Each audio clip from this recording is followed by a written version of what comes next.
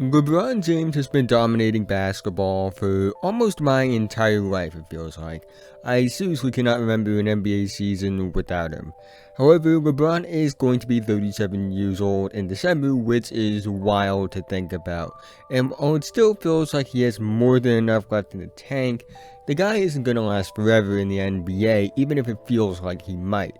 And eventually he is gonna retire. So instead of pondering about what's gonna happen after he retires, I decided to give you 31 players in basketball that I believe are gonna have a positive impact on the game of basketball once the king retires.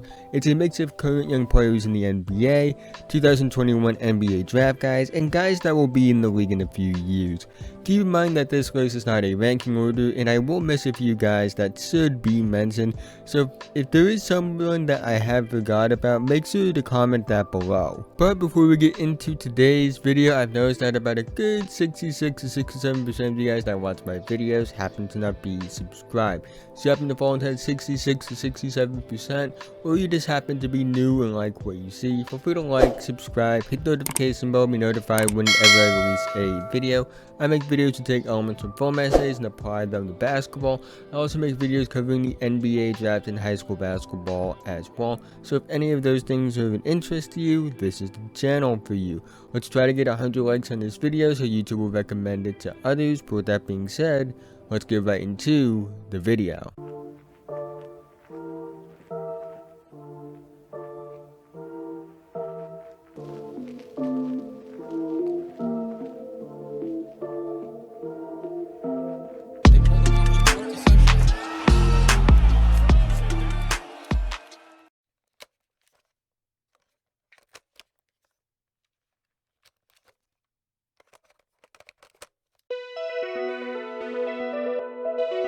Trae Young has been called the next Steph Curry, but he is his own player. He's on pace to be one of the best small guards ever, if not the best small guard ever, and he's already one of the best passers and scorers in the league. Luka Doncic is historically great at such a young age, skills and intangibles that even some of the best ever could only dream of. Simply put, he's just downright incredible. Jason Tatum is the face of a historically great franchise. Forget one of the best young scorers in the league, he's already one of the best scorers in the league, period. And the other aspects of his game are better than given credit for. I legit question if Zion Williamson is human. He's built like a defensive tackle, but has the movement skills and athleticism of a guard. Has dominated basketball at every level he's played at, including the best league in the world. When it comes to Patrick Williams, don't let the stats fool you. This guy is a special talent.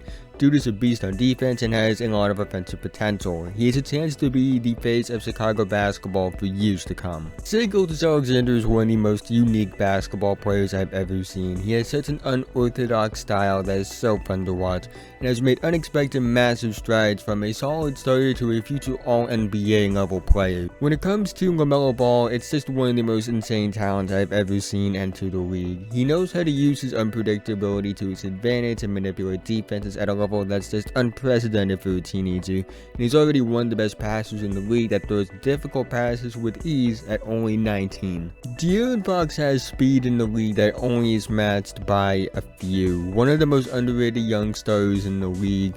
Dude has averaged 25 points a game and 7 assists per game this season, and no one talks about it, and they probably should be talking about it more. Donovan Mitchell has been a productive scoring guard since the moment he stepped into the league. A shockingly new all-star level player his rookie season, an undersized explosive 2-guard whose long arms make him one of the most intriguing studies in the league. Anthony Edwards is already the most physically gifted 2-guard in the league, an explosive guard with legit scoring tools, and someone with potential to be one of the faces of the league as a player and a personality.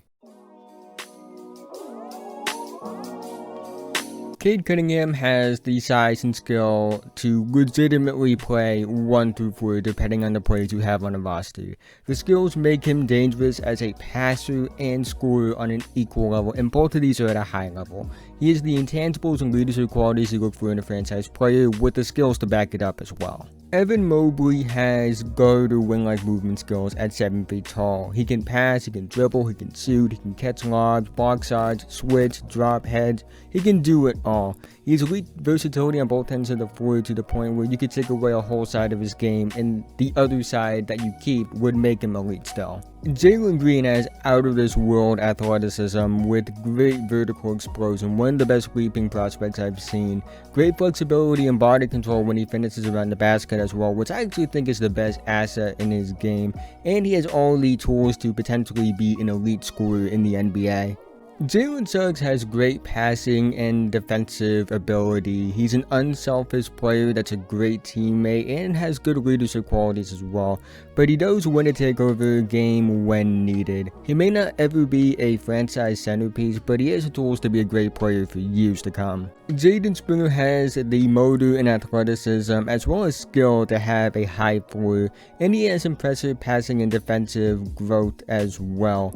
And I do think his growing offense will be something to highlight. He's super young, he's only 18 and a year younger than some of the other one and dones, and has a lot more potential than given credit for. Jonathan Kuminga is a grown man in a teenager's body. He has all the potential in the world, but needs a team that can develop him and help him put it all together. If he figures it all out, I think he's going to prove all his doubters wrong and probably be a problem for opposing defenses for years to come. Josh Giddey is a tall point guard with a high basketball IQ. He's such a creative passer with a growing scoring package in my opinion. I do think while his offense right now is a struggle, I do think he has a lot of room to grow. Has an advanced feel for the game for someone that's one of the youngest players in this upcoming draft. Scotty Barnes has a great frame, intriguing skills, and an out-of-this-world motor. He loves to play defense and make plays for others, and plays every game like it's Game 7 of the NBA Finals. You can just tell that he plays with a joy and just goes out there and loves to compete.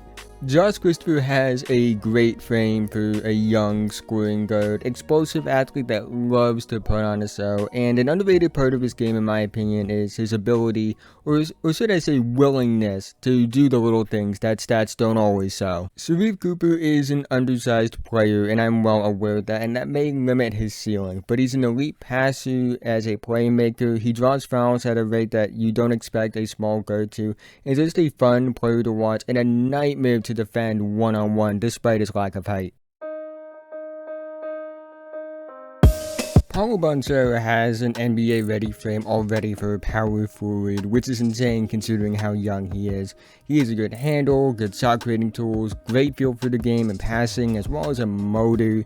He has a maturity and skill to his game that we may never see in a power forward prospect this young before, after, or ever again.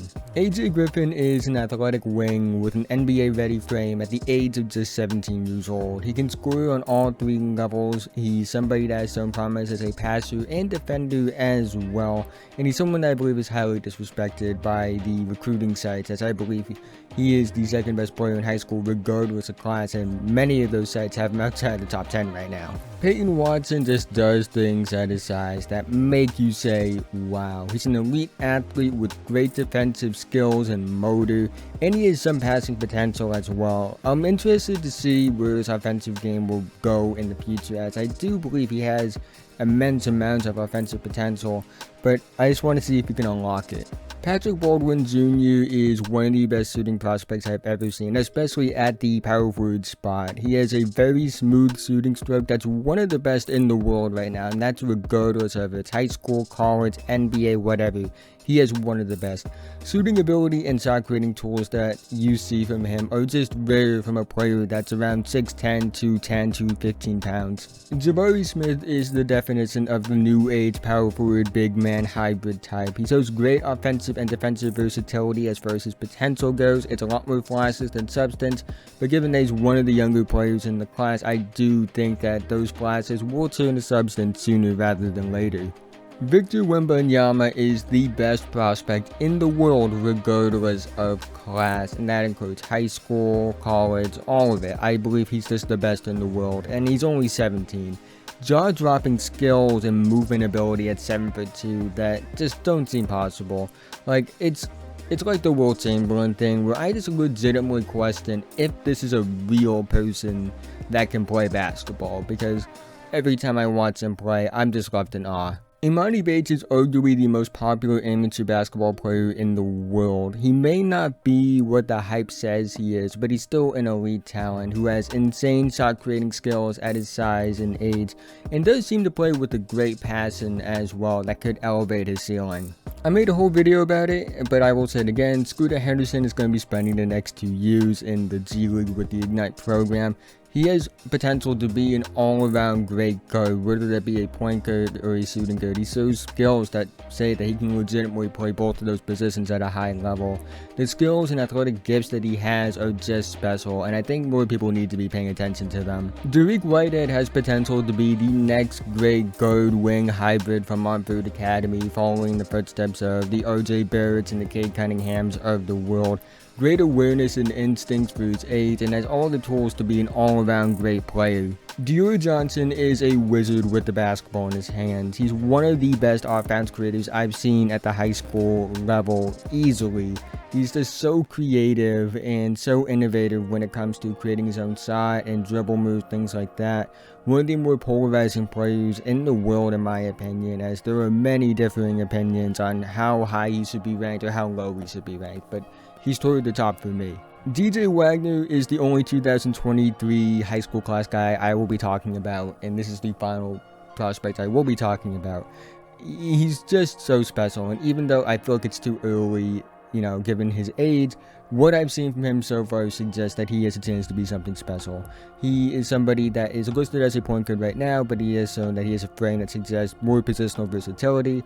And what he did at Hoop Hall Classic as a 14 or 15-year-old freshman was beyond special, considering who he went up against. But yeah, those are 31 players spanning from guys in the NBA already, to guys that are entering the league this year, to guys that will be entering the league in the years to come that I believe have a chance to make basketball special. And mind you, I could have listed a lot more players in each of those sections, from the NBA guys to the 2021 draft guys, to the guys in the future, but I limited it to 31. I could have gone for a lot longer than that, but let me know some more players in the comment section below that I may have missed out on, or maybe I just forgot about. We'd love to hear that down below. Again, if you haven't already, like, subscribe, do all those things, be a big help to me. If you have time, go check out another video. I have 390 videos on this channel, including this one, so 389 other videos you can go check out. Yep, that's how math works. But yeah, with that being said, have a nice day.